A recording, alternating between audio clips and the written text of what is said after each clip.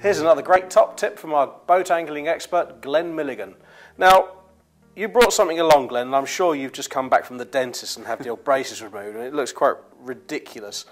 What is it, please? I'm going to explain what this is. Barney, this is a classic example of not all new things are necessarily the best pieces of fishing tackle. This has been going for a long, long time, this, and very few people you get to see use these days. But certainly on a competition circuit, there's the odd one or two guys out there that still use these. Get them out of the box, everybody laughs, but they're not laughing when these things catch the fish, I can tell you that. Right, Barney, what this is a Herne Bay spreader. A Herne Bay spreader? It's a Herne Bay spreader. Herne Bay? Herne Bay, from Herne Bay in Kent. All right, okay. They use this down there a lot still today because they know that it can be absolutely fantastic at catching fish. Right, what I'm going to do is I'm just going to get it ready and show you. At the moment it just looks like a bunch of jangly wires all well, it is a bunch of bent and crossed together, but when I put a weight on it, you'll see it all starts coming back to life. Now then, you can see now it's starting to look like a paternoster, isn't it? Oh, I see. The spreaders are holding the arms out with the hooks. Okay. Right, just going to get it sorted. Right, and that's exactly what it is.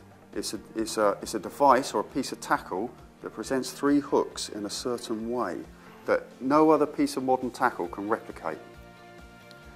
Now, the way it works is, it generally works best over slack tide when there's no tide running. These arms hold these hook lengths out. You think the wire would put the fish off, but if anything it's the reverse. The fish seem to be attracted by the wire. So we bait it up, we send it down to the bottom, and we just hold it like that.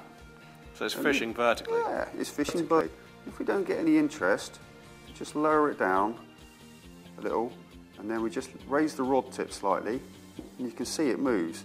And these little, the arms make the trace line and the hooks spring up a little bit. You see, it adds life to them. If it doesn't add quite enough life, then what we do is you bend the arms. And it creates more life.